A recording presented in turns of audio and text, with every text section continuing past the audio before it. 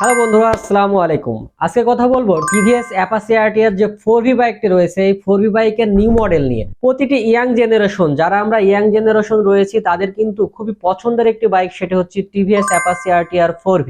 আর এই 4V যে বাইকটি, সেই বাইকটির নতুন গ্রাফিক্সে ইন্ডিয়াতে লঞ্চ করা হলো। এই বাইকটি আপনারা তিনটি কালারে পাবেন। তার মধ্যে প্রথমটি যেটা সব থেকে বেশি ভালো লাগছে আমার কাছে, সেটা হচ্ছে গ্রে কালার। এরপরে আপনারা পাবেন হোয়াইট কালার, যেটা আপনারা নিতে পারেন। সাথে সবসময় যে বাইকটির আরেকটি কালার থাকে, সেটা হচ্ছে ব্ল্যাক কালার, যেটা আপনাদের একটি পছন্দের কালার হতে পারে। তো বন্ধুরা, সব থেকে এটার আকর্ষণীয় যে বিষয়টি হলো, এটি ইউএসবি সাসপেনশন ব্যবহার করা হয়েছে। কারণ আমরা অনেকে জানি 4V যারা রাইড করি, তারা অনেকেই বলে থাকে যে তাদের প্রথমে যে সামনের চাকা রয়েছে, ফ্রন্টের যে চাকাটা, এটা চাকাটা যখন তারা হাত ছেড়ে চালায় অথবা ব্যালেন্সের ক্ষেত্রে সেই চাকাটা সেভাবে রান করে না, চাকাটা দুলতে থাকে বা ব্যালেন্স পায় না। যে ইউএসডি সাসপেনশন দেওয়া হয়েছে, এই ক্ষেত্রে আপনারা কি ইজিলি স্মুথলি এই বাইকটি রান করতে পারবেন। এবং গোল্ডেন কালারে দেওয়ার কারণে এই গোল্ডেন কালারটা দেখতে অনেক সুন্দর লাগে। আমরা অনেকে চাই যে 4V বাইকটি যত দ্রুত রান করে, সে তুলনায় সেটা কন্ট্রোল করা আসলে মুশকিল।